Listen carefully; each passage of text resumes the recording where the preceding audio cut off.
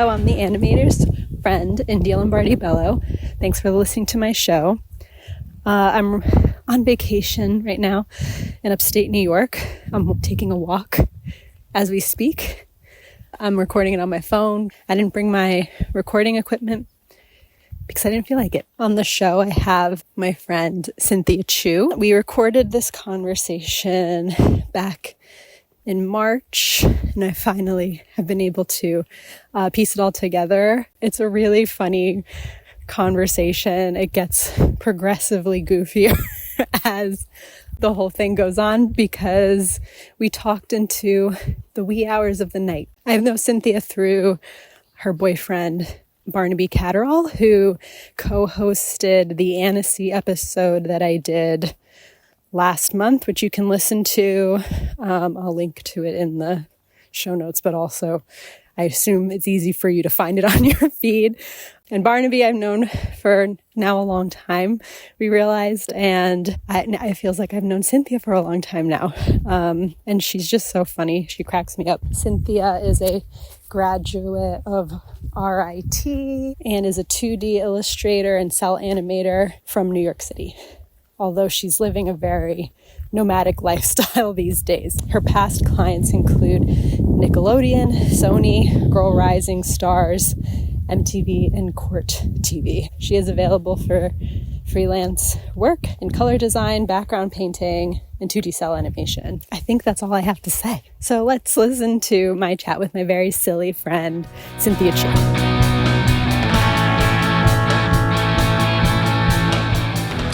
So we were just saying that we feel like we had a whole podcast conversation before coming to this podcast conversation.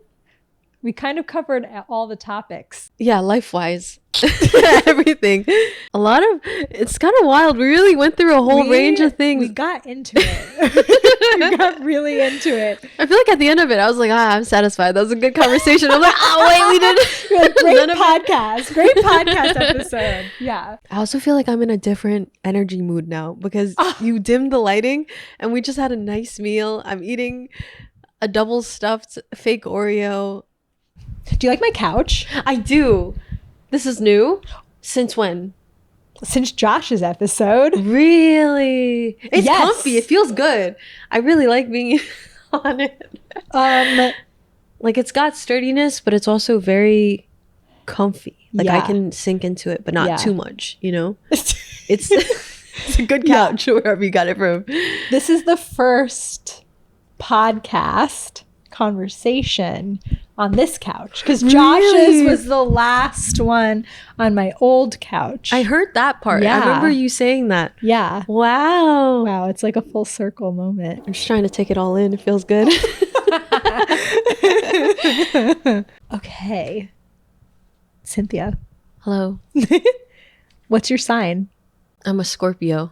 Really? I don't think I knew that. Really? I have a lot of Scorpio in my chart. Really? Maybe that's why we get along. How do you feel about Scorpios overall? I like Scorpios because that was something, because I'm a Gemini and I was always confused before I understood more about astrology that Scorpios and Gemini are not supposed to get along because they're on the opposite end of the spectrum, I think. But I had a lot of friends that were Scorpios, my oldest friends, you know what I mean? A lot of them were Scorpios, and I was just I was just astrology doesn't make any sense. I think that's it's made up because I'm really good friends with Scorpios, but I'm a Gemini. Yeah. But then when I dove deeper into the astrology world and was like, wow, I have a ton of Scorpio in my chart, I was like, okay. That's why. Yeah, maybe that's why. Yeah, I think Geminis are, I don't know most of the other ones, the other signs and what they mean. But I feel like Scorpios are always the ones where it's they are bad news. So I'm that's why for me, I'm I love Gemini. A lot of my friends are Geminis and I'm I love Geminis. Yeah. You know, we're in the same boat. Yeah. People don't like us. No, it's true. Geminis and Scorpios are the worst ones. Or that's how people perceive it. And that's all I got. Yeah. There's nothing good about it. I remember I was meeting Barnaby's friends and they asked what sign I was. And I was Scorpio, and they're I can tell. I was I was just wearing all black, and I was this is I'm like, that is not, you couldn't tell a single thing. I'm like, it's just because I'm wearing black. Yeah. No. I'm a little quiet right now because I'm tired. I wouldn't have guessed that you were Scorpio. Really? Because I'm so mysterious. you're so like, I find you to be very like gregarious. Because Scorpio, it's not that they're not social, but it's like they're intense. They're zeroed in. I guess maybe like when I think of intense, like I think like not, I feel like I wouldn't describe you as being intense, but I think that you are focused when you're talking to people. Like you are like really like zeroed into the conversation, but like, you know, it's a good thing. But like, it's not like you're serious, but you are in the conversation and you like more so than anybody, you gas me up. You're always just like, you're great at this, you're great at that, and I'm just like, oh my god. But you are. The things I comment on are like the things that are true, you know? Like I feel like all the things I was saying about you being very qualified for everything you're doing, I'm like, yeah. You're like all your involvement in animation, it's like the way you are in the New York community, the way you are with SVA, with indie scenes, festivals, the podcast. I feel like you are really involved, and I feel like the way I met you was also because you were in those spaces, you know? We met at Annecy. We did. Right? Yeah. France. Second question, and this is maybe a weird one, but I feel like you can handle it. What are your favorite names? For myself or for people overall? Just like like names that you like. Huh. I wasn't expecting this. This is the first time I'm asking this one. Yeah.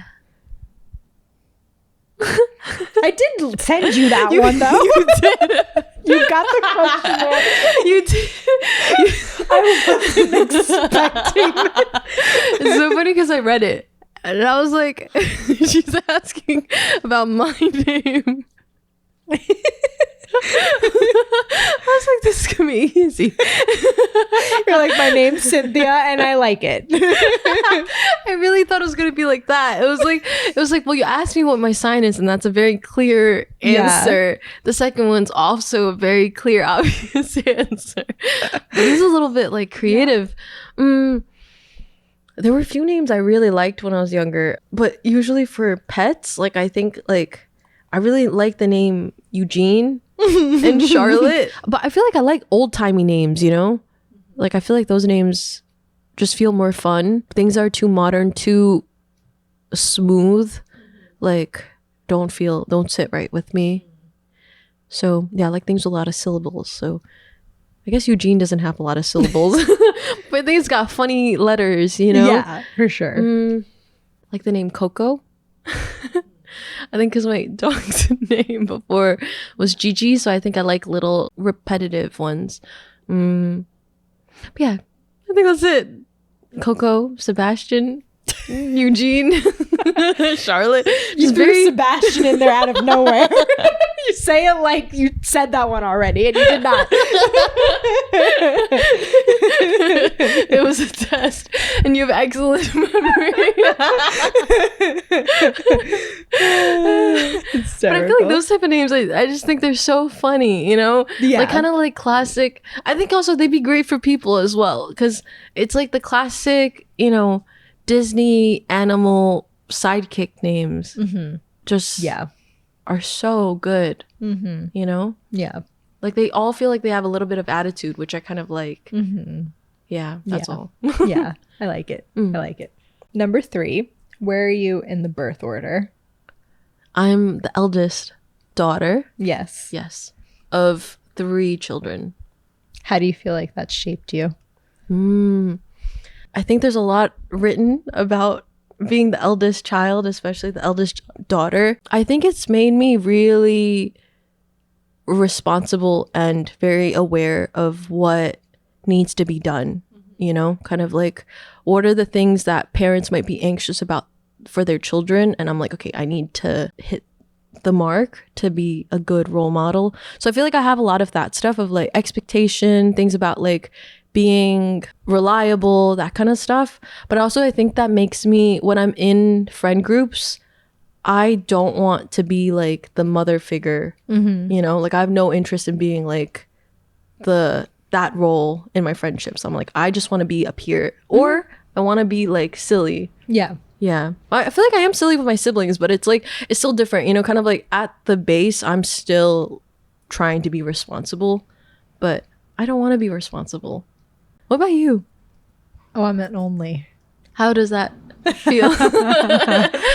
Only and older are actually usually similar because as the oldest, you were an only for a period of time. How long were you only? I think maybe 2 years. Okay. A little bit more than that. Yeah. Yeah. I was going to say that you have like, because you were talking about like you don't want to have like mom energy. I feel like you have big sister energy. Yeah. Which is a good thing, I think. I feel like I prefer that. Yeah. Yeah. Because big sister's like cool, but also like looking out for you. Yeah. You know? It's like I'm looking out for you, but I'm not responsible for you, you know, which I feel like is the kind of the boundary I want with people. It is weird. Like when you ask when I stopped being an only child, I'm like, yeah, around when I was 2, but it's weird being like very young. I was aware, like my parents told me, you're not a child anymore. You're an older sister now. And that's something where I'm like, okay, I have to be an older sister. And it's weird being like, kids do take that responsibility to heart. And even at 2. Yeah, when you're really young, you kind of take that in. And then even, I remember when my parents would have us do chores and stuff, it's like, I would wash the dishes because it's like, you're the eldest. And then at some point I did the math and I was like, I'm always going to be older. So does that mean I'm always washing the dishes? And that was like something that just shook me. Like I just stood there and I was like, oh my God, I'm always going to be like, I'm always going to be doing the dishes. Aww. Yeah. Interesting stuff. Yeah. See, that's me. Transitioning. Oh yeah, no, you did like, really well. Interesting. I'd be like, yeah. Anyway, just shout the next number. just like interrupt you like midway where you're talking. I do think it's interesting. Or you could be genuinely. Like, it's like, speaking of the number 3, let's talk about number 4. Yes, that's a good one. I like that. Oh my gosh. I'll help with the transition. I'll transition me out. For the listener, Cynthia was asking, do I feel like having podcast conversation is easy, or does it feel like a strain? And overall, it's fine because, I think overall I treat it as just like we're just happen to have microphones. But what's the hardest thing is feeling like I have a good transition from one question to the next. And I always just feel like, cool. I don't have any good transitions. I think we should just like, let's focus on it. Yeah. When we finish sentences, I think we should just end in silence and just let it linger. Okay. I mean, I'm fine with that God, too. I wish, I'm dying for India to just give me a question because it's so awkward.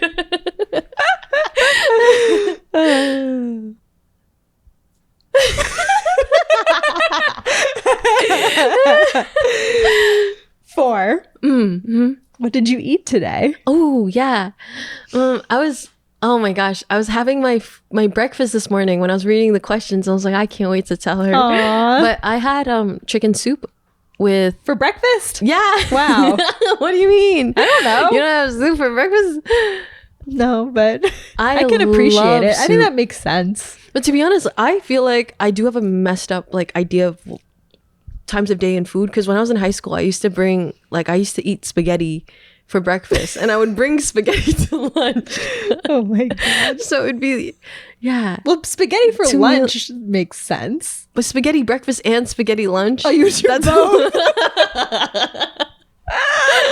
And the thing is, I would also have school lunch, so I was eating a lot.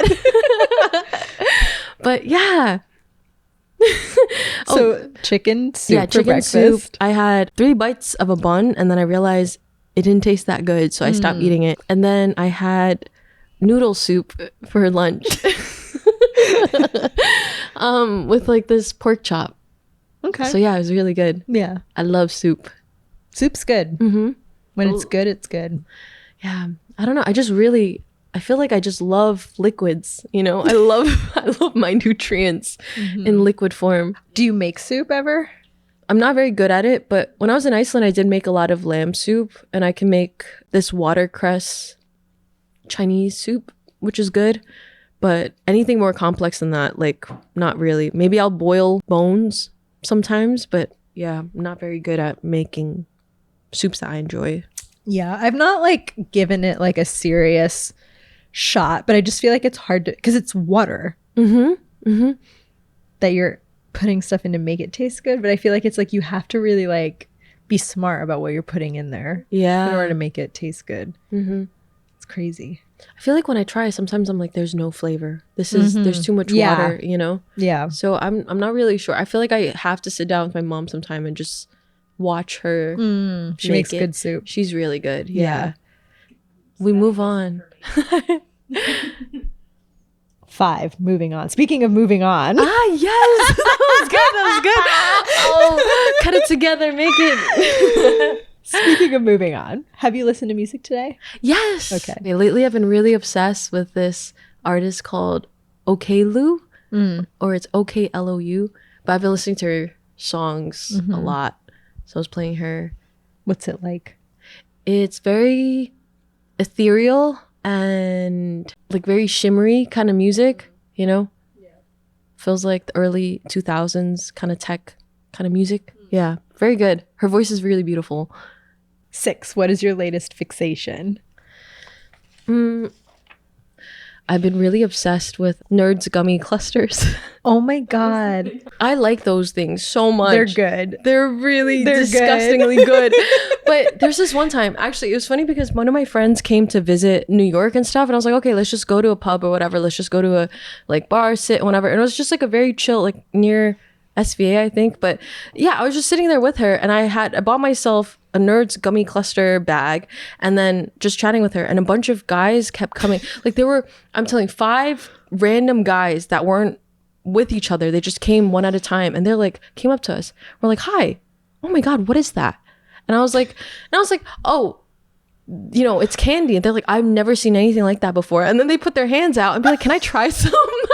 And I'm like, yeah, sure, these are delicious. And the thing is, I'm just trying to get these people to leave me alone so I can catch up with my friends. So I'm like, yeah, take some. So I'm like offering it and whatever. And they're like, these are really good. And I'm like, and they're just standing there hovering over me and my friend saying, this is really delicious. And I'm like, yeah, it's really good. And they're like, yeah, wow, I've never had this. And I'm like, cool.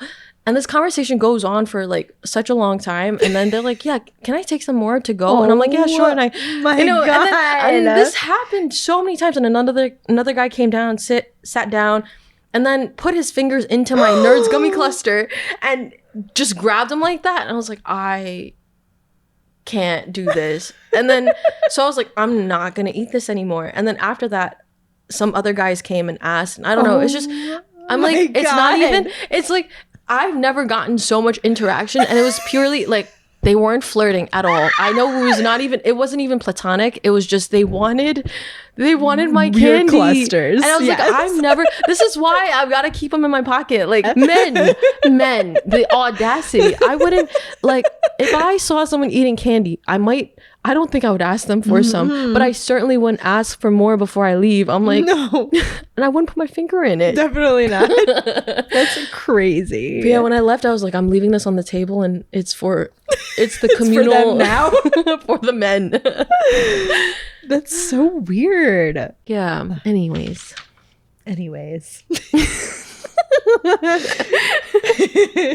7. What were you like in high school? In high school, well, I ate spaghetti.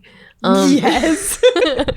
You ate spaghetti at all times of the day. Yeah. Honestly, I feel like I don't think I was weird, but I think I did things and I got away with it. So I'm really grateful. I would bring chopped celery and carrots and cucumbers and eat them in class, and then they would just get passed around the classroom. That's nice. So that was kind of like, core memory.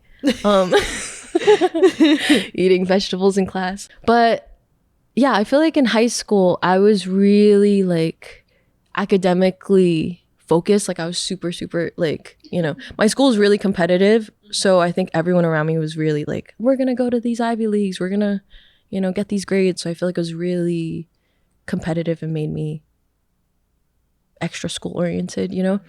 But I feel like I was pretty outgoing, also really awkward still, you know. But I think that's just teenager kind of things. And then I did a lot of sports in high school, and those were like the first times I ever did it, which is also really interesting because I feel like when you're younger, whatever you do, people are like, oh my God, I can't imagine you doing this. And the second you do it, people are like, I can't imagine you not doing it. So yeah, I feel like when I was in high school, I was like a very sporty person. And then when I went to animation, people were like, I can't imagine you running. And I'm like, yeah, me neither. Like that's yeah. Where you were on track or cross country? I played lacrosse. Yeah, for 4 years. And then I did soccer. And then I did track for 1 year. And then did you go to school in Brooklyn or okay? Yeah, I went to Brooklyn Tech. Cool. Yeah. It's weird because also I've been like thinking about memories and stuff a lot lately. And I keep thinking about how my memories from high school feel so crisp. Like not everything, but just there's a lot of core things where I'm like, wow, I really remember this and it feels so recent, but now it's been so long. And college is still something it's fresh some places, but a lot of it is fading. And I think it's just because when you're so focused on doing like when you're just sitting in a lab working on a film, you lose like that period of time because it feels like nothing happened, you know? So it's it's weird being like, yeah, high school's a long time ago. And I don't want to be one of those people who's like reminiscing on the past too much. But it's weird being like, why does it feel so recent still in my life? And I'm like, I need to develop more core memories as an adult is basically I think you're fine. I think you're doing fine. 8. When were you most embarrassed? I feel like there's a bunch of tiny embarrassing things, and then maybe we'll lead it up. This is like with one of my close friends, but we were in university and we're working on our films, and I always have snacks next to me when I'm focused because it just helps me get into a rhythm. And it was just us two, and I'm working and I'm also chomping on these chips like really intensely. Like I keep going. Like the second I finish chomping and swallowing it, I just keep going. So it's like this nonstop rhythm. And she turns around and she's like, "You're enjoying that? Like, is that good?" So it was just, I didn't realize I'd been chomping like the whole time, like nonstop. Like a little mouse. For who knows how long. And I just been like, she was like, you sound like Chuck E. Cheese, like ticket machine. I'm like, this whole time.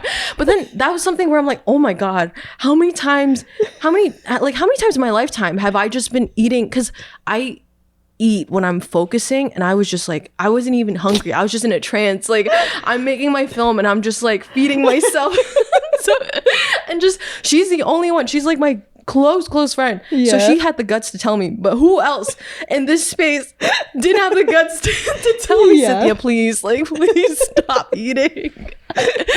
But that's okay, mildly embarrassing. And then I think this is when I was a little bit younger, maybe like in high school. I was with my cousin and her friends out in Manhattan and stuff, and I ate something that was absolutely terrible, and my stomach was just feeling awful, and I'm like, I need to go to the bathroom, like I need to go.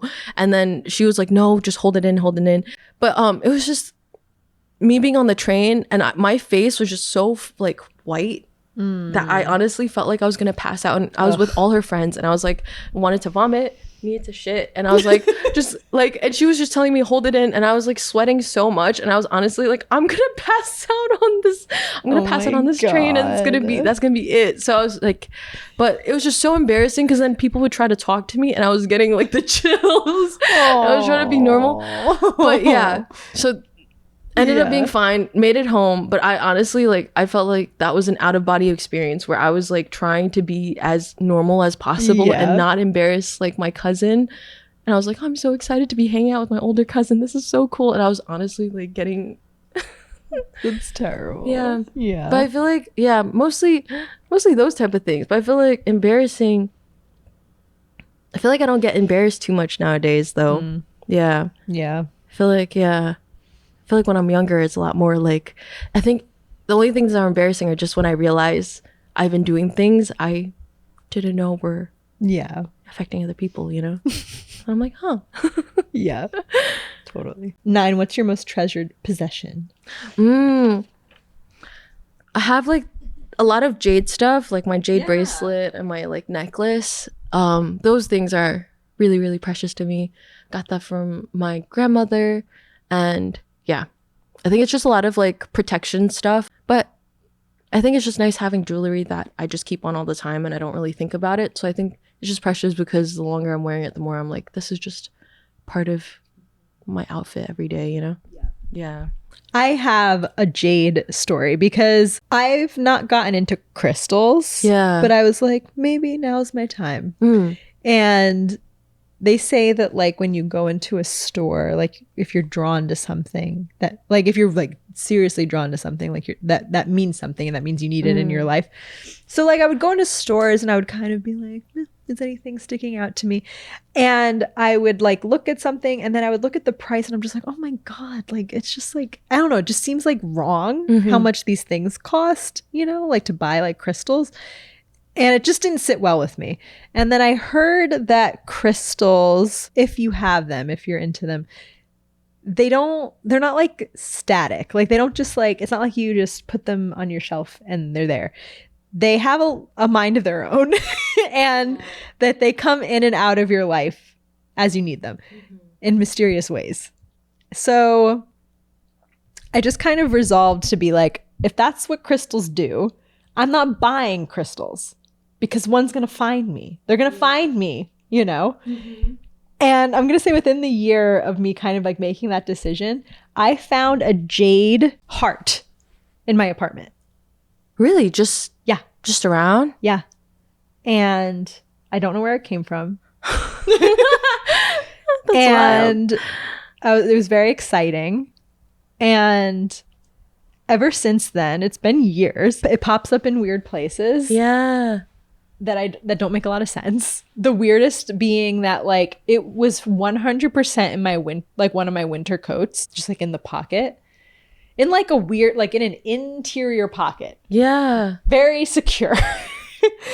And I went to Miami. So recently? Yes, this happened this week. Oh my I went to gosh. Miami and I was going, I was unpacking my suitcase. It was in my suitcase. Oh my God. But I didn't bring that coat with me. Like there was no reason why. It makes no sense why this jade was in my suitcase. What if you just have multiples? It's just wait, that's an interesting. It's growing. It's multiplying.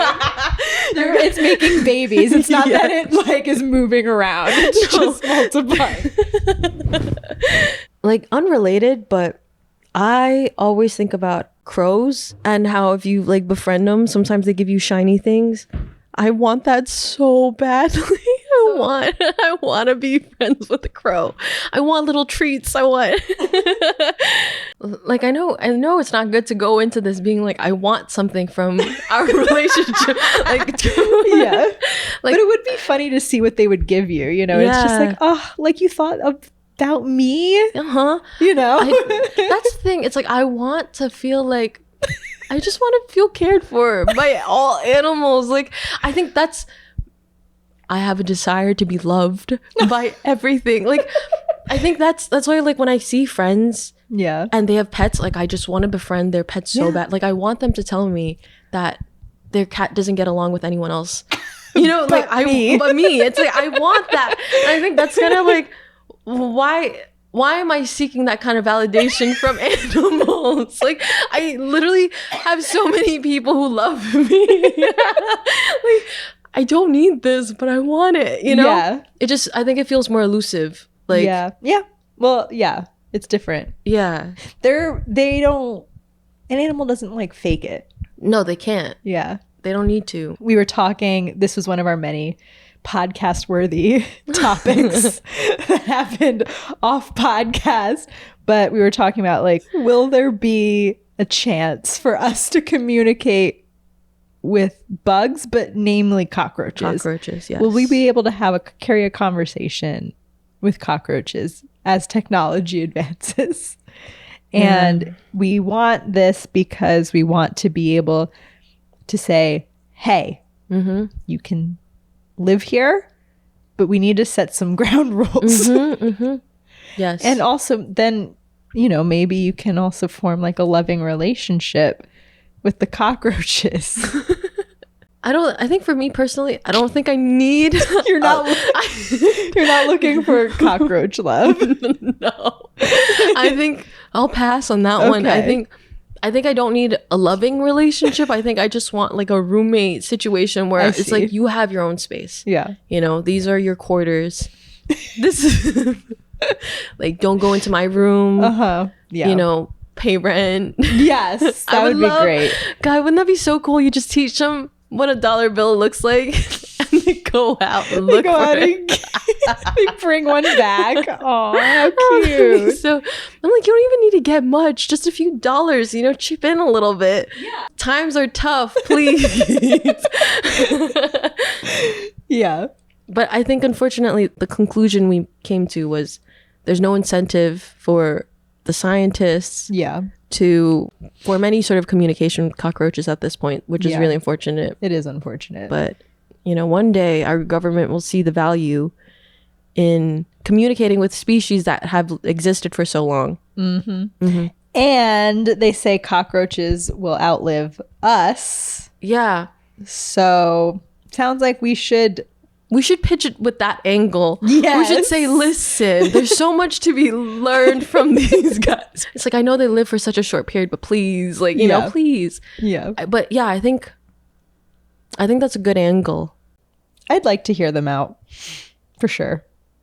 Do you think they take turns talking, or do you think they kind of interrupt each other? Wow.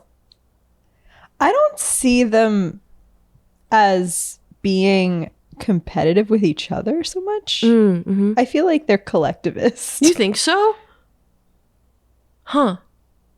I think you're right. That was about your treasured possession. We fit it all in. Oh my goodness. You're getting 48 questions. You're getting answers to things no one asked. 10. Which talent would you most like to have? Ooh, I really want the ability to make music. Oh, yeah. Yeah, I feel like that's an obvious one, you know? Like most people who are into arts and animation would probably want to be able to express themselves in other ways. And I feel like, yeah, I think music would be really nice. Is there a particular instrument you wish you knew? I love the sound of a cello. So I'd love that. But also I think just like producing music overall would be cool. Like just having the ability to be like, oh, I'm just going to sit here. I love watching this video of like Solange.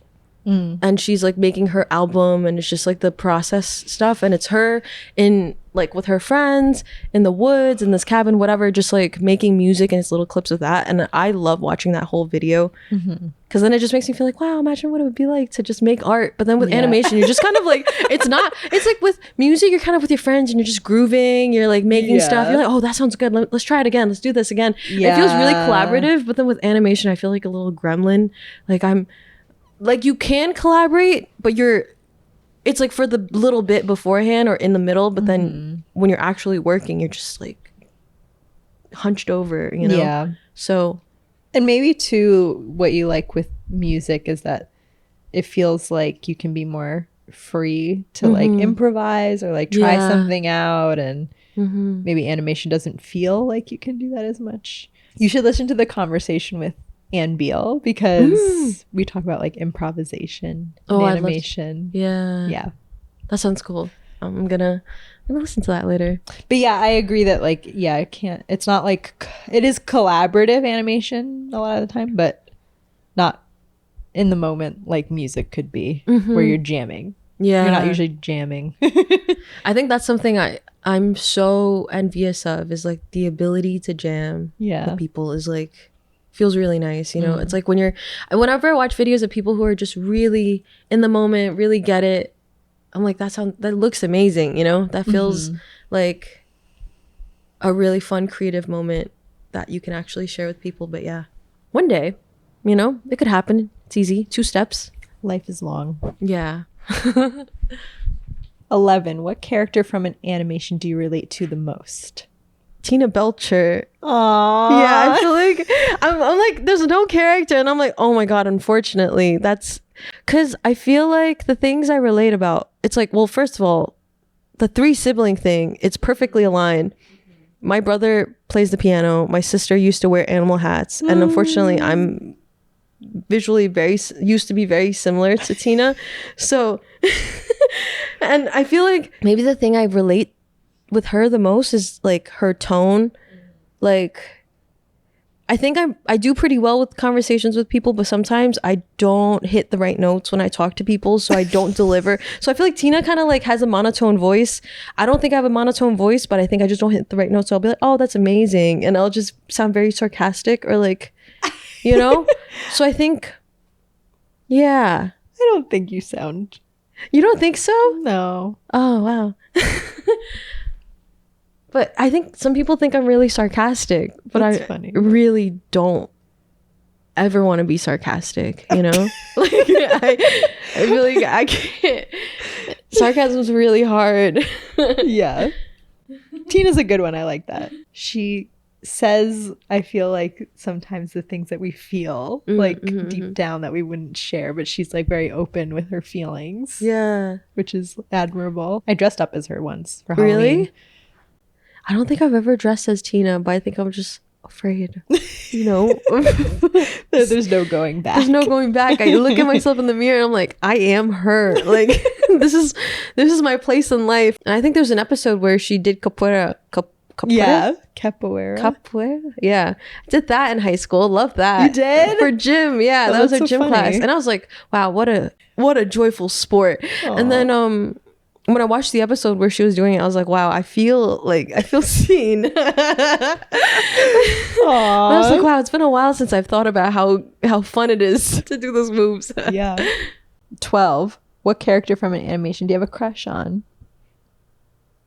I had a lot of crushes on background characters in Pokemon, just like the other trainers and stuff. But I remember I was really young, like maybe 5 years old, like watching it. And I was just like, oh my God,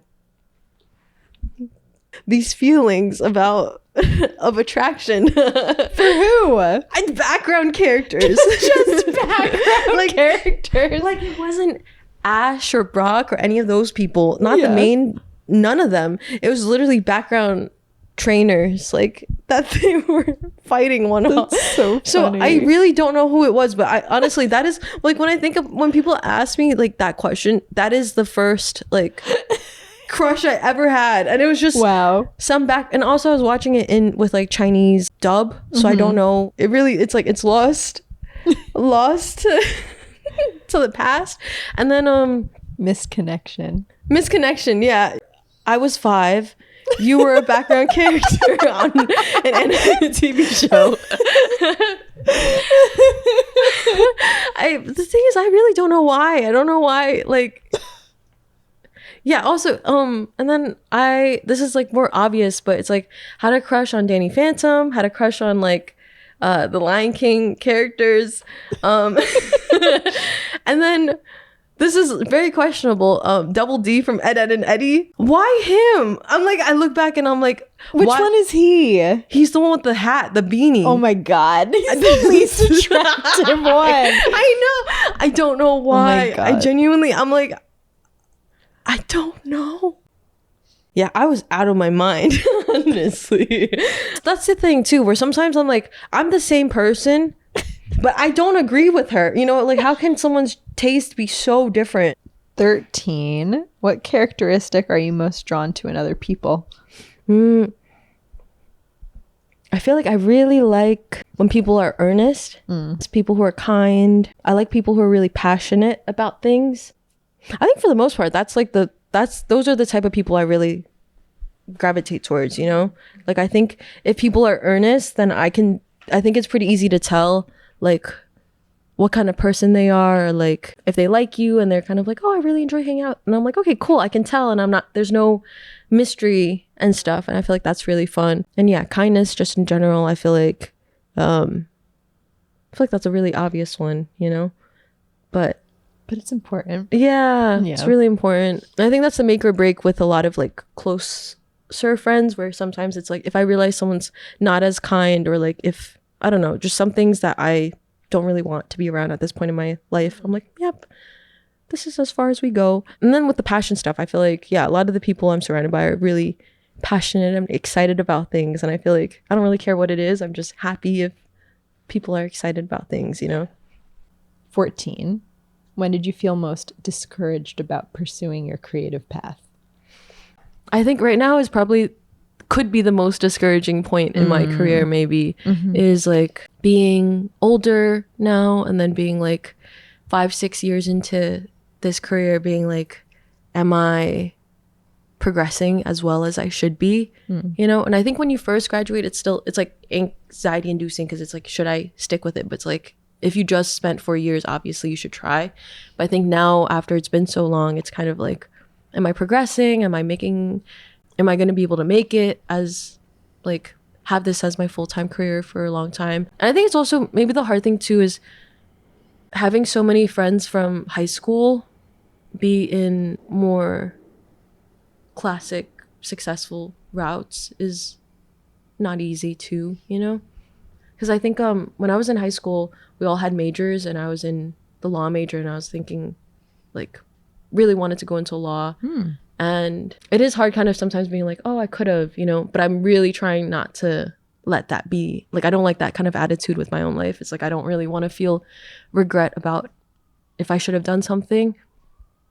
So yeah, I think the most discouraging thing right now is just feeling like, can I be strong enough to pursue this all the way and like be okay if this is just, you know, a quieter period for my career, or if I'm not progressing as quickly as I want to, you know? What is all the way for you?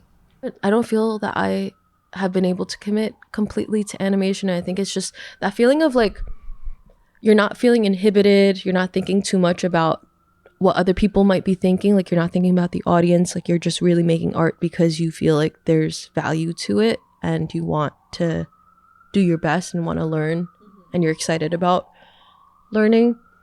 So I think right now I feel like I'm too self-conscious to make good art because I'm so aware of what could happen from it, you know? Like I have too many expectations of like, okay, this should help me do this, or like if I don't, then does this mean this career path isn't gonna work out, you know? So I feel like there's too much on the line, which I think makes me freeze up a little bit. And definitely don't, I guess, be hard on yourself. Yeah, I think it's like that thing we were saying too. It's like life is long, and I really do feel like there's a career I could definitely have in this field in the way I want to have, which is like being able to do art direction or direct things. And I feel like that just comes from making stuff. But I feel like I work a lot better when I don't worry too much about like what has to happen in order for me to be successful. I don't know. If I don't worry about being successful, I feel good. Yeah. But I don't know. I feel like that's always it's such a wild question because that's such a, like, going into arts feels like a bold thing, but then it's like staying in art that feels like the harder part. Because I keep feeling like sometimes I feel like if life is long and if I stick with this long enough, I'll be like, if I work at it, I'll be better after a few years and then there will be progress, you know? But yeah, it's just getting myself to stick around for that is hard. Yeah. 15. What is your favorite animation festival? I love Ottawa and I love Annecy. And it's really hard because I'm like, but I think Ottawa is probably the top one for me. And I think it's because the films there are always so good and I actually focus way more on watching films when I'm there. Yeah. And the people are great. It feels like a smaller crowd. But unfortunately, Annecy is just so nice with the weather and the mountains. But I think sometimes there's some things about Annecy where I feel like it's a little bit overwhelming that I don't, like, there's too much to do. I don't really focus on the films and then end up watching like the big name ones rather than at Ottawa where it feels like a really intimate type of space, you know? So yeah, I think Ottawa is way better even though the weather is awful. Well, it can, like, I feel like this year it was nice. It was like a nice like fall, like quality to things. Like sunny. It was sunny? Yeah. That's I thought it was nice. pretty sunny. Yeah. It's just when it's windy and cold, I'm like, Yeah. oh, this is really... Also, It's not like a beautiful destination. Like Yeah. Annecy is like, wow, like how lucky I get to go to this beautiful place for this film festival. Ottawa's just like, but you know what's funny? Like we were talking about, like, I feel like Annecy can be distracting too, because it's like you wanted to explore the town, want to enjoy being in a beautiful place. Whereas Ottawa, you're not having that competition for your time, and you can really just like be like, I'm just here for the festival. I'm really going to focus on enjoying this festival. So it's like you're not like tempted to do other things because no shade to Ottawa itself as a place. I haven't explored it enough to have like a real opinion on it. Yeah. But at least the area that the festival takes place, there's not a lot going on. So I agree. you focus on just what the festival has to offer. Yeah. I think you're so right, because I think it's like that helps with, like, when I think about animation festival, I'm like, Ottawa is the one where I actually get the most value out of it. Like, I actually watch a lot of films. I'm having conversations with people and we're actually like, oh yeah, I love this block. Wasn't a big fan of this one. It's like, you know, you actually have overlap, whereas Annecy feels like you're, and I think maybe that's also like when you're all kind of fighting for tickets, you're fighting to get online. It's kind of like you're just happy to get onto anything, and then there's less overlap with conversations you can have with about the blocks, you know, like the films and stuff. Yeah, there's less opportunity to like mix with people at Annecy unless you are in a certain crowd and get invited to the parties. Whereas Ottawa, you can go to everything. Yeah, I like that part too. That's really, I think, so important, and what sets it apart, you know. I think Annecy is maybe like the shinier, like it just has a lot of shiny amenities, and I think I love that stuff, and I get easily bought by the nice things. I don't know if I told you, but there's this like a few years ago, there's like an Oscar animation thing, qualifying stuff, and then I think Apple TV had like a short film, and they like had a screening for it, wine and dined you, and I was like, this was an incredible film, I loved it. And then, but it was like, when I was watching it, I was like, this is really corny. But then when they fed me a delicious meal, gave me snacks, you know, the like director or whatever came around and asked how it was, I'm like, amazing, loved it. So I feel like, unfortunately, I'm really easily swayed by like the shiny stuff. So I'm like, there really is no competition. Like, Ottawa is the best animation festival. I think I really like the mountains and the lake, but that has nothing to do with the actual festival. I'm like, you just got a good location, but that is it's a good location for sure. I'm an Ottawa gal. Love going. I would go every year. Like, I don't feel that way about Annecy. I can go every few years, but Ottawa, I'd like to go every year. I always like to go. I like the festival friends I make at Ottawa. Like Annecy as well, but I think Annecy's just so much. But Ottawa, I feel like it's been easier to keep in contact and have really long conversations with people. You know? Feel smaller. So my crushes, who I'm like, and then now what I'm trying to think of the animation based questions. What were they so far? There are two, right? About animation specifically. Character from an animation that you relate to and one that you have a crush on. Pursuing your creative path is like, you know, related. Animation festival. And now 16. How's that transition? That was pretty good. That was really smooth. I didn't say anything because I wanted to just let you roll, because I was like, that was really nice. What is your favorite feature animation? I love Paprika. I think I watched it in college, and I think it was really impactful for me because I hadn't seen many films like outside of the big like Disney, Pixar, Ghibli type films. So yeah, that was like the first film I'd seen that was so different. So I think it made a big impact. I think that's also why Ottawa was so impactful, because I was like, I hadn't seen short films before, and then now I was like, wow, all these styles that actually resonate with me, which is wild to be like, I went into animation and those were my only references, but I didn't feel as inspired by them as I do with these short films that I'm now discovering in college, you know? That's what's crazy, is that there's so much out there that people just don't ever get to see. And it's not like it's not hard. You can find it online and stuff like that. There's plenty of things on YouTube or whatever, but people aren't directed to it easily to be like, this is something you should watch and get into. 17, what's your favorite short animation? This has been a while since I've watched these ones, but I loved like Sander June's, is that how you pronounce his name? I think so. His films were so inspiring. Like, especially the first one I saw from him was the cycling one. I forgot what the name of that one was, but I remember like liking it so much. I emailed him to be like, hey, can I get your Vimeo password so I can watch it? Oh, that's so cute. Yeah, I don't think I saw this one. But I love this one. And then Rekha Buxi. I love her films so much. But I loved Love. Hadn't seen anything like it. Yeah. And then also like, I think she had like a Vimeo early release thing, and I also like looked for that. So those two were the only ones where I was like, I need to see this right now. Aw. Did they helped you? They did. Yeah. That's nice. I think it was nice being like seeing that type of style, you know, and that type of storytelling where it's not a clear, you know, beginning, middle, end, or I don't know, like it's not a classic type of structure that I see in other big films. Do you watch short films much nowadays? Animation wise, I prefer it. Yeah, me too. I love, and like I definitely watch it like probably multiple times a year. It's Estonian as well. Oh, amazing. I love Estonian. Yeah. Cassandra June's Estonian, I think. Yeah, I think he is. I love their animations. They just have the best. They're like funny. They're just so good. I don't know. They're just like, they have like a very like specific sensibility to their filmmaking and their storytelling that I really like, that really resonates with me. Parn is the animator's name.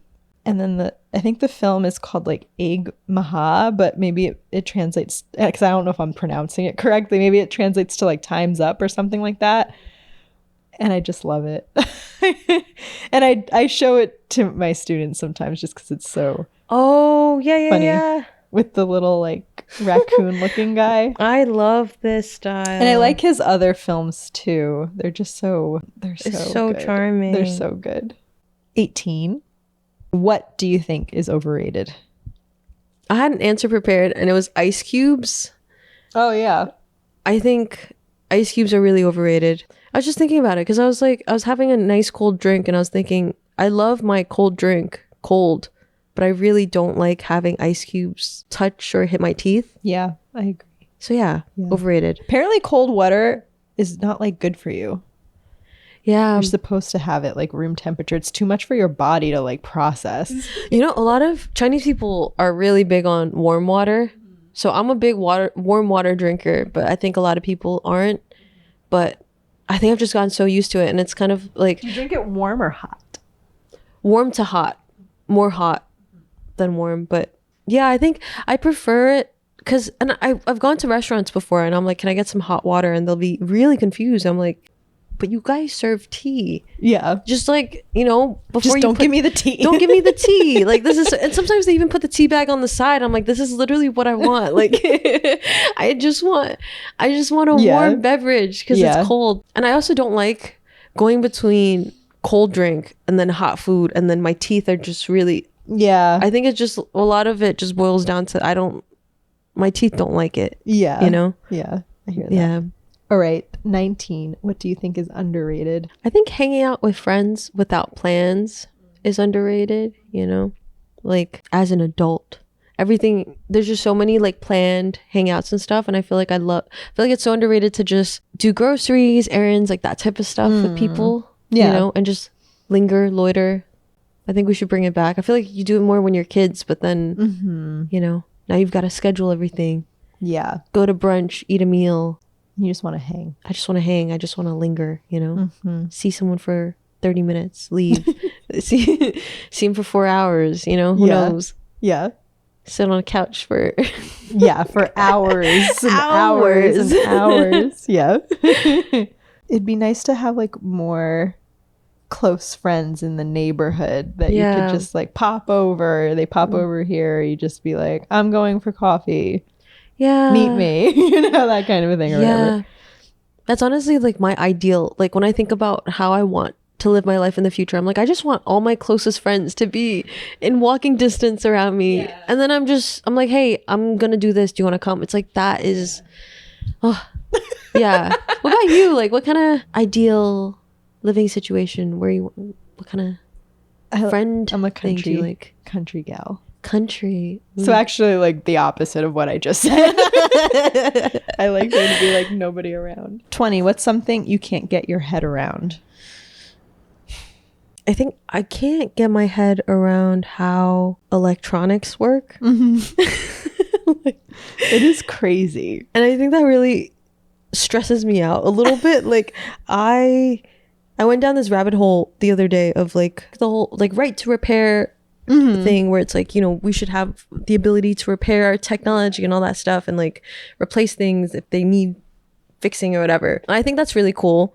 But I was looking at that and I'm like, I genuinely like there's so much technology or even older things where I'm like, I don't understand how this works. So I'm like, if they open up a motherboard or they open up a phone, I'm like, I don't know how. And then also even like with the music circle, the music circle, vinyls. Oh, vinyls and CDs. I don't understand how they work. And I know it's the grooves, but I still like my brain still. I think it's can't process CD's probably a little bit more mysterious. Vinyl's pretty analog. It's just literally you can hear a vinyl without having speakers on it. Did you know that? No, with you can like hear the music. But I think it's just so wild to me that you can engrave music into a physical object. You know, like if I did it to a rock. Like this rock would have my favorite song on it, you know. Like it's just so wild to be like, well, at what point does it stop? Like what else can you carve? You know? I think it's just there's so much out there that people really understood, and then now I can't wrap my head around because we've advanced so much that there's a gap. And also, I was thinking about this the other day. Because I saw a machine for helping you boil a bunch of eggs at the same time. And it's this little machine where you just put your raw eggs, shell and all, just in their little slots, and then you put water and then they steam it perfectly. And I'm like, cool, that sounds great if people want to eat 6 eggs at a time. But like, you know, if people grew up with that, then they might not realize they can just boil their eggs in water, you know, and it's not that big of a disconnect, but it's just enough to just lose the process. And I feel like I'm too many steps away from how electronics work. Yeah. But also like from everything that you're saying of just like how far we have advanced, I'm having hope for us talking to cockroaches now again. I know we were doubtful, but now I'm like, we've made good progress. Yeah. And some really niche categories. Yeah. 21, what's your most life-defining decision? I feel like my life-defining decisions are like younger in my life, you know, because I think the older I am, the less extreme things make an impact. Like they're more normal now. I think when I was in high school and I like played lacrosse, I think that was probably the most life-defining thing, because at that point I hadn't played any sports. And then I remember I wanted to get out of a friend group. So I was like, I should do something with my time. So then I joined the lacrosse team and then just like stuck with it. Yeah, I think that was like a really important thing for me because of how, I think just the lesson. Actually, no, I feel like a few things are just about the lessons that it gave me, where it's like, okay, I can be okay with being by myself and I can deal with a lot of discomfort with being really bad at something and being by myself and feeling alone, and then like still being okay at the end of it, you know? So I think that was really important to me. And I think that's also why like me going into art feels less like life defining, because I've had those moments earlier in my life of like, I chose to do something I really wanted and deal with like the consequences later, you know? Yeah. Well, I'm glad you did that. You're Yeah. brave enough to do that. That's like, you know, that's significant. Yeah. I think it helps too, just to like, I feel like, yeah, it's like it is weird to think like the decisions I've made now, or no, it's like the life I'm living now is because of a really young child choosing that for me. It's like a 16-year-old chose this career path, which is unreal, you know? Yeah. It is funny to think about that we have to decide these things. There's a pressure to decide those things early. Not that everybody does or has to, but there's a pressure. Yeah. 22. This is your surprise question. I had one thing written down, but I think it's kind of lame in comparison. Not that this is not lame, but I'm more excited to ask you this, so I'm going to change it up. I don't think we've talked like a ton about that. We both lived in Rochester. Yes. So I think we should talk about Rochester. Oh my goodness. What do you think about Rochester as a place itself? Like taking the college aspect out of it. I really liked it. You did? I did. But I am shocked whenever people talk about like there's an unbelievable amount of people who keep talking about it and moving there, and I'm like, why is this random city sucking you in? Like, I'm confused. Like, for me, I'm like, I understand why I was there. Yes. I graduated from there. You went to college. And then I stayed there Yeah. because of a job. And I'm like, but anyone else, I'm like, I really don't. You really shouldn't be there. Like, you have you don't have family there. You have no ties there. I really don't understand why you would go so far. Like, I think there's other upstate New York places that aren't as upstate, you know, like, but it's a lovely place, you know. But I think that's, I don't know, when people go for no reason, like they have never been there before, they're just suddenly like, I should go to Rochester. It just really confuses me. I loved it, but it doesn't mean you know what it's going to be like. So why is everyone else going? I don't know. Yeah. What about you? I did not like it.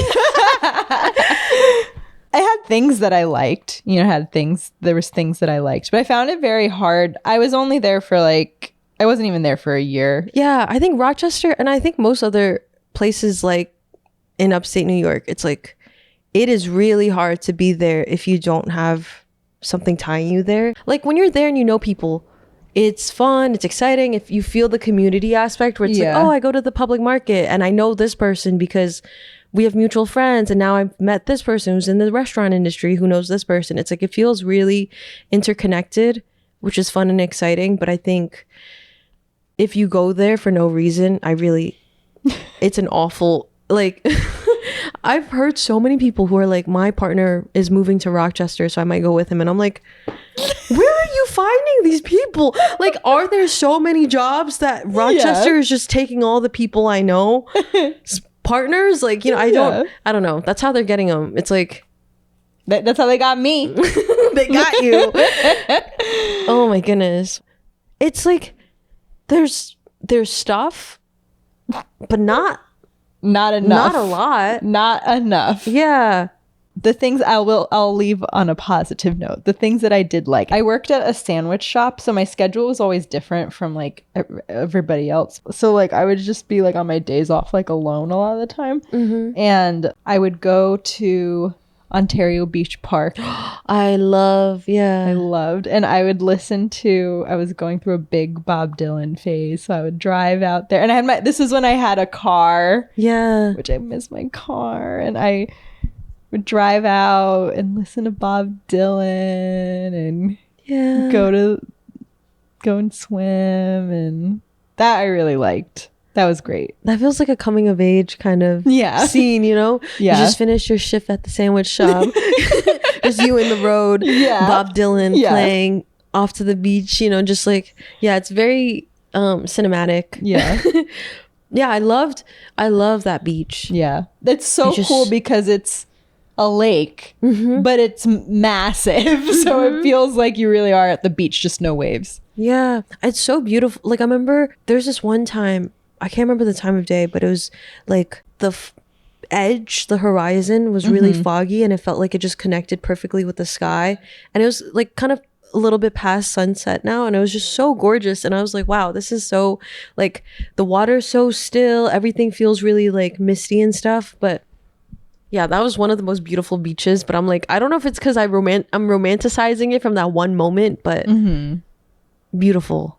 And then did you ever go to Seabreeze, the amusement park? I don't know. I haven't.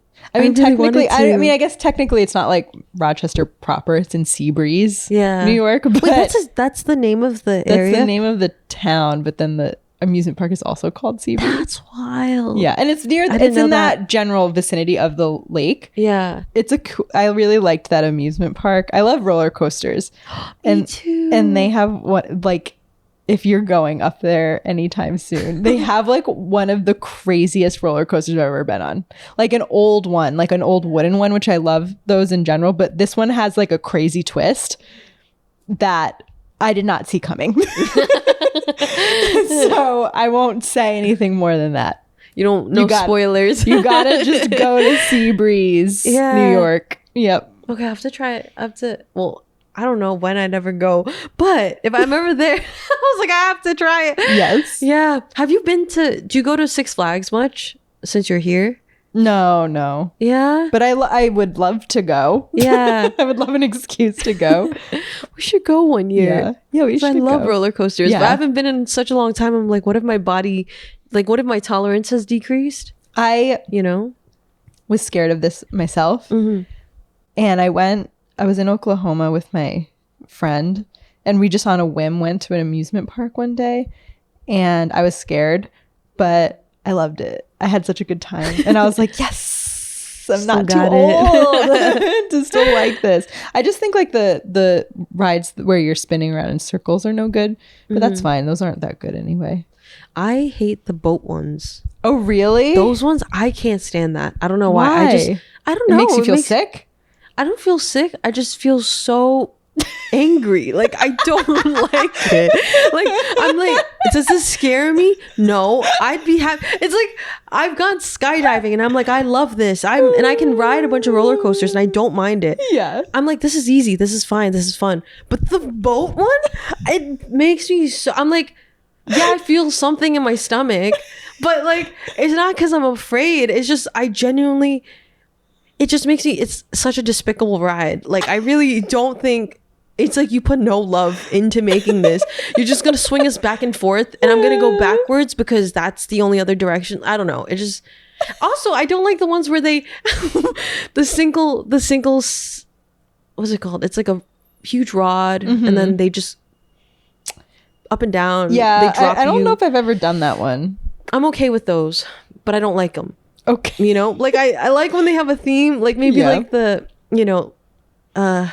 well, gosh, I'm forgetting so many names, but it's like the Disney World one where they have the Haunted Mansion. I don't mind that stuff.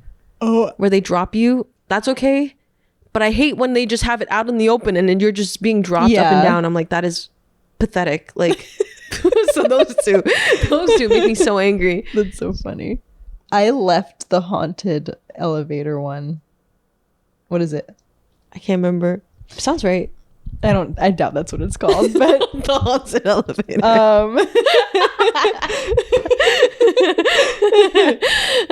But I got scared. Not less because of the ride and more because like you are going through like a haunted house. Oh yeah. And I was just like really sensitive to like scary stuff like that, you know? So like I couldn't handle it. I was just like, I don't want to do this. So then you get to the end and you can kind of like decide like one last time, like you're like about to go onto the elevator. And I was just like, no. So then they let us, it was like me and my dad, they let us to like exit and they take you to an actual elevator and it says chicken elevator. No way. And they take you downstairs. And they're just like, they are busting your chops the whole time. Yeah. That's just so funny. No one's ever talked about that. This is like a Disney hack. Is groundbreaking content. Nobody talks about the chicken elevator. I think how many of those things have they hidden from us? How many rides? I should just go to Disney, line up for every ride, and then say, actually, I don't want to ride it anymore. 2 hours of waiting for something, and actually, never mind. Take me to the chicken elevator. Oh my gosh. That's amazing.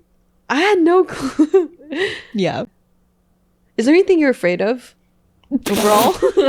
Besides the... In general? Yeah.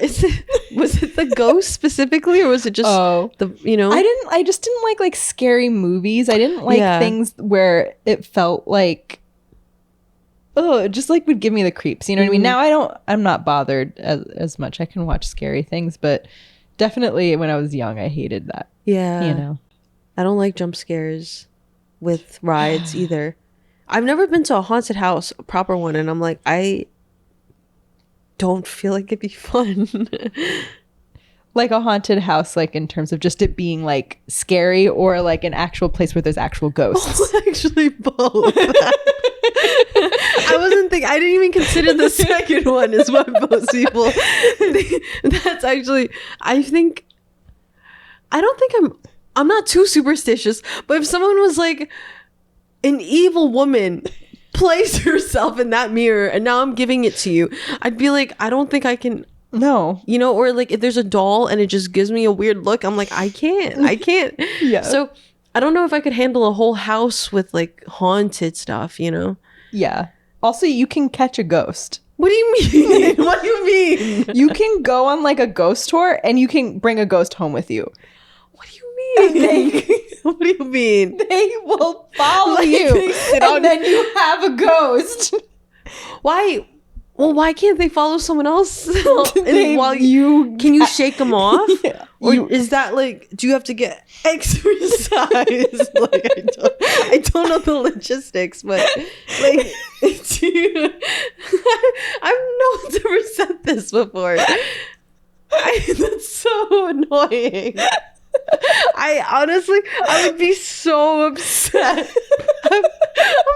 I'm thinking about this right now, and I'm actually getting so angry. I'm like, oh my God, if I went to someone's house, you know, actually, I've been to someone's house before, and they said, I'm pretty sure my house is haunted. And I'm like, why would you ever invite me to a place where I can get a ghost? Actually, if I had a haunted house, if I thought I had a ghost problem, I think I would host a party and then hope they go someone else out. But that's so, do they choose who they follow? Is there something that makes you like, no one's ever said this to me before. Oh my God. What the fuck? I don't know the specifics. That's so. Oh. Just don't go to a extremely haunted house. But what if someone doesn't tell you? What if someone like, oh my God, I had a friend who was like, I'm pretty sure there's a ghost in my house. Sometimes I talk to it and I'm like, well, cool, whatever, so, you know, but then here's what I have to say. Yeah. I think ghosts they want to be comfortable. So like if you're going to somebody's house and they have ghosts, they're gonna probably just want to stay there. But there could be ghosts that for whatever reason they're disturbed, like maybe they are trying to get rid of the ghosts, or they're not happy in that environment for one reason or another, and then maybe they'll follow you. But I don't think it happens that often. Yeah. But it can happen. Oh, noted. I was like, I think before I was like starting a sentence where I'm like, I don't think I'm that superstitious. And I'm like, You spiraled. For any listeners, if you ever have a haunted house, please don't invite me. I'm not going. I'm not. Yeah, I think for the most part, I'm kind of like, I'm just not gonna believe it. But for some reason, like, like there's so many things where, like, there's so many superstitions that my parents have about things, and I'm like, I just will choose to opt out. Or like a lot of things with religion where it's like, okay, you shouldn't say this, you shouldn't say that, and I'm like, I'm just gonna talk to whoever's up there and we're gonna work it out, you know, like this will be fine. So for the most part, most things I'm kind of like, I'm not that superstitious because I'm like, I'm just not gonna, this doesn't apply to me because I'm not gonna believe it. But for some reason, the ghost riding on me, following me home, just took my breath away. Like I can't shake that one. That one I'm like,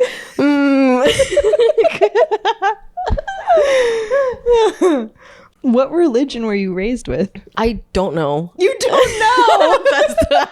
That's what makes it so, it's like, it's so elusive. I tell my friends this so much because they were so surprised that sometimes I pray and I'm like, yeah, I pray. And they're like, who are you praying to? I'm like, I don't know. And they're like, what do you mean you don't know who you're praying to? I'm like, I don't know, but it's really working for me. Aww, yeah. But I think I'm not like religious. I think I'm just, like, to be honest, I can't tell who I'm praying to. Like, sometimes I'm like, am I praying to ancestors? Am I praying to God? Many gods? Like, it's really unclear. Yeah. But I really don't, like, I'm sure my parents know the answer, but I really don't want to know. Yeah, so but the thing is, for the most part, I've told my friends this too. It's like, before I go on flights, I always do a little prayer where I'm like, please, you know, please be okay. That's all, you know. And it's just really simple stuff. And then I'm like, all right, cool, thanks, you know. And there have been a few times where I've had the most chaotic going to the airport kind of situations where I'm like, I go to one airport, realize when I'm there, this is the wrong airport. Oh my gosh. And I'm like, there's no way I'm gonna make it to the other one in time. And then I'm just doing a little prayer on my way back and I'm like, please, please, please, please, please, I'm so sorry, please, please, please. And then I'll get an email from the airline that's like, we're so sorry, we're delayed, so you know, we'll give you a refund or you can change your flight ticket. I'm like, amazing. So I don't know, so it's working, you know. But sometimes I'm worried, like, what if I've used up all my, like, what if we have an allotted life luck and I've just unfortunately used all of mine on airplane tickets. I'm like, oh my God, please. So in my head I'm just like, I choose to not believe that that's how it works. It's not how it works. Because this has happened like 2 times and then multiple, you know, and I'm like, this is more than the average person, like this is too much.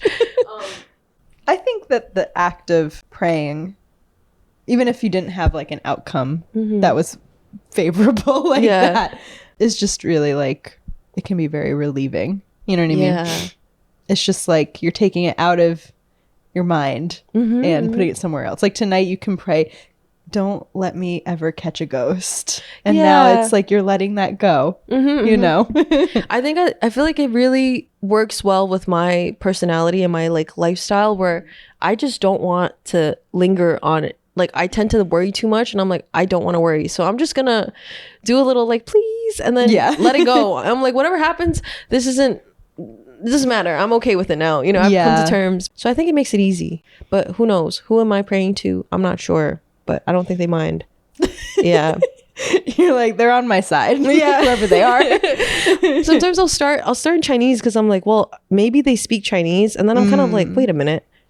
If you know everything. And then I'll just be like, let me switch to English now. You know, like And I always like, whenever I'm in other religious places, I'm just kind of like, hi, I'm here. Yeah. You know, nice to meet you, whatever. You know, that kind of like, I don't really know. But I think it's nice having no context for religion, but I also feel like I should get some context. So I was like, maybe I should read some of these texts one day, figure out the story, you know? I don't know. It's interesting stuff, I think, to read. Yeah. I like to read things. What kind of I don't know, like I will read, but I haven't read in a long time, but I've been trying to like get through the New Testament of the Bible, just because it's like all the Jesus stuff and I feel like he's cool. Yeah, but he's weird. Is he weird? He's not. He's weird. He's weird in that everybody talks like, you know, Jesus is love. But in reading about him, Yeah. at least in this version that I have, I'm like, he's pissed. Yeah. You know? And I was like, that's so confusing to me. Yeah. And my mom had a more robust, I guess, religious upbringing, you know? So I was talking to her about it, and she was just like, any questions that you have, you come to me. I'm like, okay. So I was just like, why is he so angry? He's angry, you know? And she's like, well, think about it this way. He's a person. Yeah. He's really just a person, but he bears the weight of this like intense responsibility, and he knows that he's going to be betrayed by the people that he's like closest to. Yeah. And he knows he's gonna die in this really like horrendous way. Like he knows all these things, you know? So, you know, if you knew all these things about yourself, how might you feel? You know? And I was like, yeah, I'd probably be pissed. I'd be upset. Yeah. Yeah. And they're I waiting. mean, you're pissed knowing about that you can catch a ghost. Oh my God, I wouldn't be able to handle just even.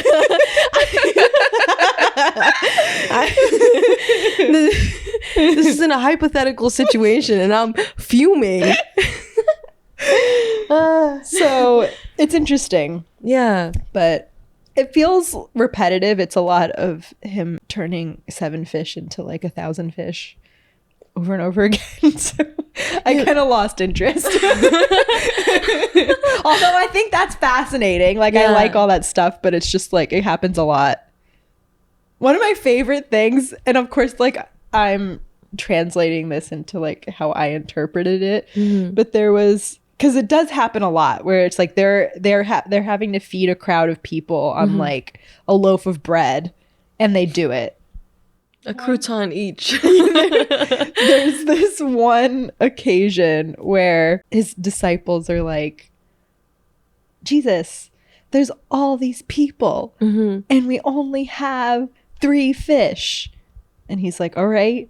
And they're like, how are we ever going to feed all these people? And he's like, literally, you've seen me do this like so many times. Like his response was so bitchy. It was hysterical. He's like, why are you so surprised every time I do this? It was really funny.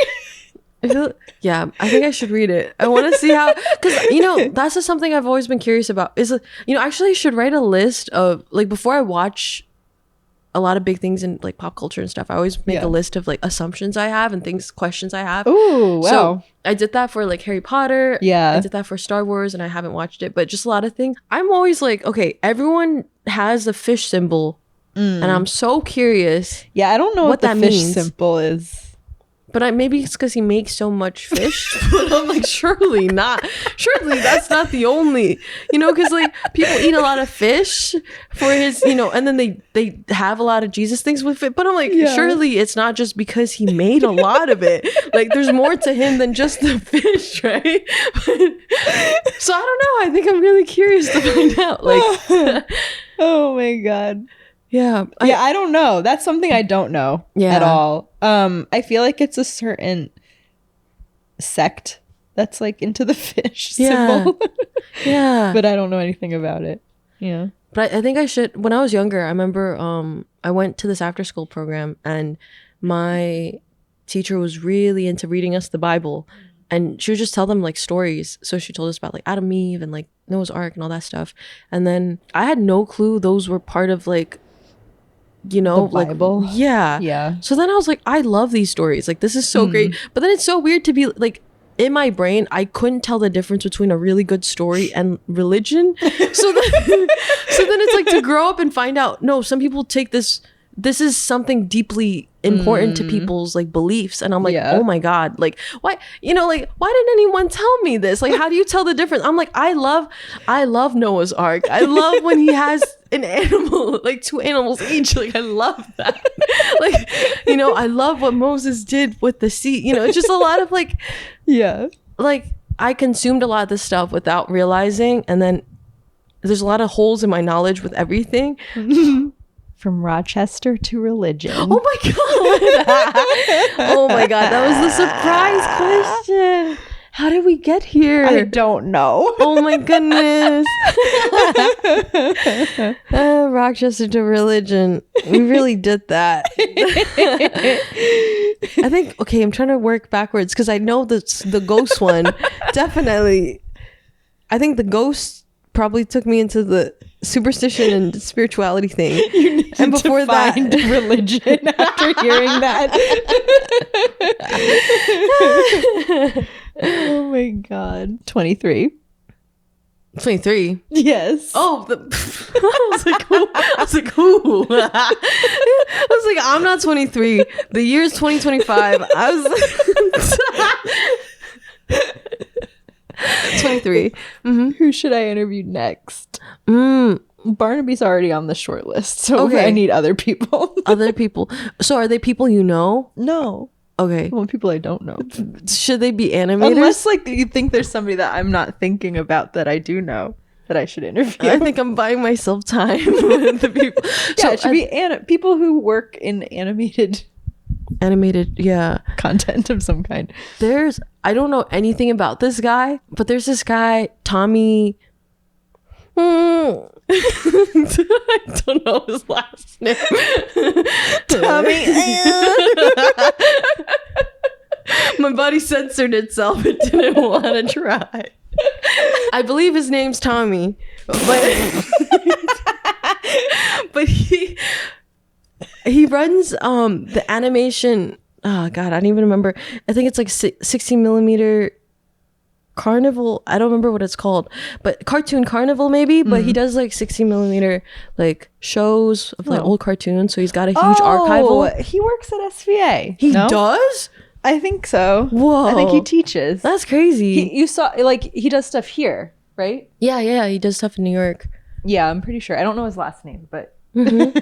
I think that's who you're talking about. I have no clue if he would be a fun guest or not, and I don't know anything about him, but he seems like he's really into the craft. Yeah. You know? Yeah. And I think anyone with expertise would be interesting, you know? So maybe him, but this is someone I don't know at all. It should be easily arranged, Yeah. I assume, if it's who I'm thinking of. I think it probably is. I I don't think know there's him, many. but Yeah, me neither. wouldn't be hard, I don't think. I'm just pitching you random people. I'm like, you don't know them. I don't know them. Don't know what their personality's like. Don't know their expertise. But I went to one event. Loved it. Yeah. Had a great time. Yeah. Okay, that's a good suggestion. Who do people normally suggest? I was going to suggest Barnaby, but if he's on the short list, yeah, you'll see him. I'll see him. People just suggest, their friends. Oh. Yeah. I'm like, a friend? I just suggested a random guy I don't know. I was like, should it be people you know? And I'm like, no. Okay, cool. Here's a guy I don't know. There's a guy no one knows. His name is Tommy. Look for That's all we know about him. Look for Tommy. He's got the cartoons. He likes cartoons. Oh, You're man. like from SVA. I'm like, that is too much information. Yeah. But he's out there. He's out there in the streets of New York playing cartoons. So Yes.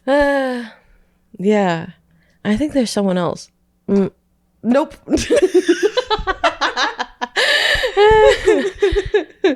That's it. Just Tommy. Just Tommy. No, it would be crazy if you ever did invite him onto the podcast. I would play him in section. You got a really rave review from Cynthia Chu. Do you know her? It's like, you don't know her. I don't know. But you know, like in the beginning when people introduce people for podcast or whatever, it's like instead of your usual like, yeah, you know, Tommy's an artist in New York City, does this. So you just have me rambling for minutes on straight about how I don't know anything about this guy. Don't know who he is. Don't know where he is. Don't know what he does normally. But he got us into a room. I paid money to watch cartoons on a screen and I liked it. Tommy. That's hysterical. But yeah. Yeah, definitely. I think you should, if you ever do invite him, I think you should like puff it up, you know, say someone suggested it, but don't let him know. It was such an uneasy like process.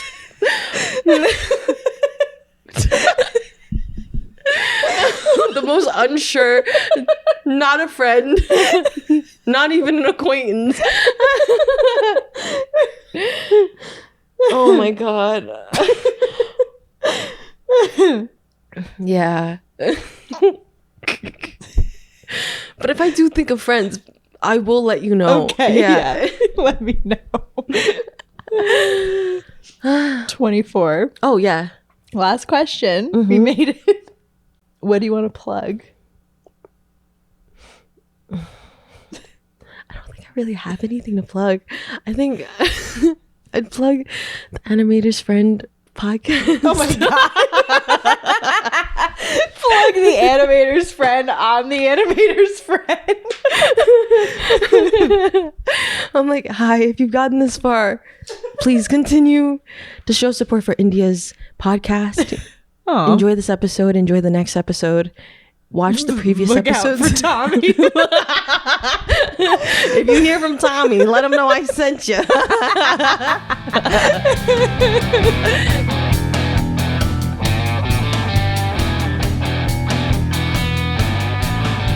Thanks for listening to The Animator's Friend. This episode is recorded and edited by me, India Lombardi-Bello, with facilities provided in part by the SVA MFA Computer Arts Department. Music by Cloutmeyer, designed by Sawyer Rippon. Special thanks to Barnaby Catterall, my parents, Nick Bello and Lisa Lombardi-Bello, and AJ Lawrence.